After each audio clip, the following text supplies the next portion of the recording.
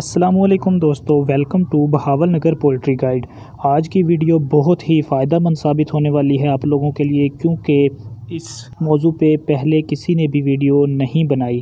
آج کی ویڈیو میں آپ لوگوں کو بتانے والا ہوں کہ ویکسین کتنی قسم کی ہوتی ہے اور کون سی قسم کی ویکسین آپ لوگوں نے کب کرنی ہے، کس ترتیب کے ساتھ آپ لوگوں نے ویکسین کرنی ہے، اور ویڈیو کے اینڈ پہ میں آپ لوگوں کو یہ بھی بتاؤں گا کن حالات میں آپ لوگوں نے ویکسین نہیں کرنی۔ کیونکہ دوستو، اگر ان حالات میں آپ لوگ اپنے پرندوں کو ویکسین کرتے ہیں تو آپ لوگ یقیناً نقصان اٹھائیں گے۔ فائدہ تو اس ویکسین کا کیا ہونا، بلکہ الٹا آپ لوگوں کو نقصان ہوگا۔ تو ویڈیو شروع کرنے سے پہلے اگر آپ ہمارے چینل پر نئے ہیں تو ہمارا چینل سبسکرائب کر لیں، بیل آئیکن کو پریس کر دیں، ویڈیو کو لائک لازمی کریے گا، اور اگر کوئی سوال ہو آپ لوگوں کا تو آپ لوگ کمنٹ کر کے پوچھ سکتے ہیں۔ تو چلیے دوستو، آج کی ویڈیو شروع کرتے ہیں۔ تو دوستو، کیمیائی اعتبار سے اگر ہم لوگ دیکھیں تو ویکسین 3 قسم کی ہوتی ہے: زندہ ویکسین، مردہ ویکسین اور کمزور ویکسین۔ سب سے پہلے زندہ ویکسین کی بات کر لیتے ہیں کہ زندہ ویکسین کس قسم کی ہوتی ہے۔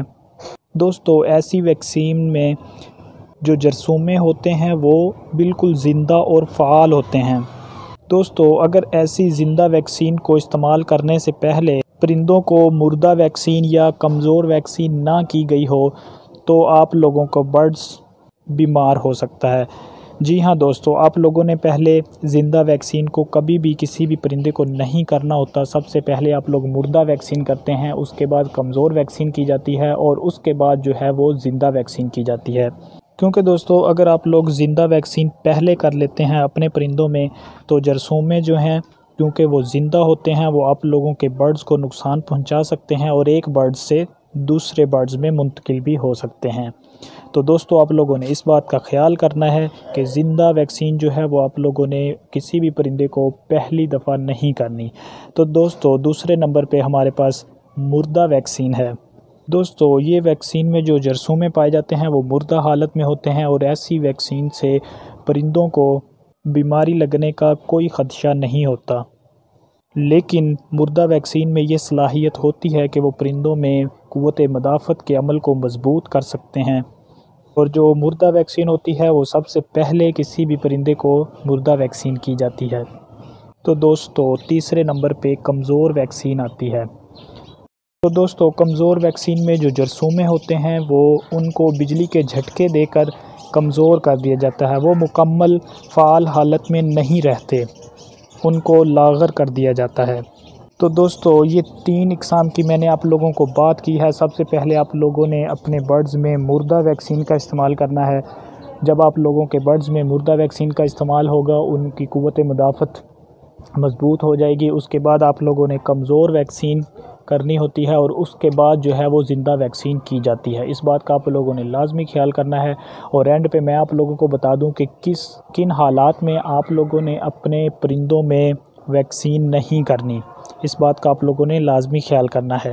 سب سے پہلا جو پوائنٹ ہے، تب آپ لوگوں نے اپنے پرندوں میں ویکسین نہیں کرنی جب آپ کے پرندے جو ہیں بڑی دیر سے بھوکے پیاسے ہوں، یا پھر موسم خاصی حد تک گرم ہو، تب بھی آپ لوگوں نے اپنے برڈز میں ویکسین نہیں کرنی، یا پھر آپ کے پرندوں میں پہلے ہی کوئی بیماری ہے اور آپ لوگ اوپر سے ویکسین کر دیتے ہیں تو آپ کا پرندہ اور زیادہ کمزور ہوتے ہوتے مر جاتا ہے۔ تو دوستو، جب آپ کے پرندوں میں پہلے کوئی بیماری ہو تو ان حالات میں آپ لوگوں نے اپنے برڈز میں ویکسین نہیں کرنی، یا پھر دوستو آپ نے ابھی کچھ دن پہلے ہی کوئی ویکسین کی ہو اور اس کے 1 ہفتے کے دوران یا 2-3 دن کے دوران دوبارہ آپ لوگ کوئی اور ویکسین ہرگز مت کریں۔ دوستو، یہ وہ حالات تھے جو میں نے آپ لوگوں کو بتایا۔ ان حالات میں اگر آپ لوگ اپنے پرندوں میں ویکسین کرتے ہیں تو آپ لوگوں کو نقصان اٹھانا پڑ سکتا ہے۔ ان باتوں کا آپ لوگوں نے لازمی خیال کرنا ہے۔ اگر ویڈیو آپ لوگوں کو پسند آئی ہے تو لائک کر دیں، چینل سبسکرائب کر دیں، اور نئے آنے والی ویڈیو تک مجھے اجازت دیں۔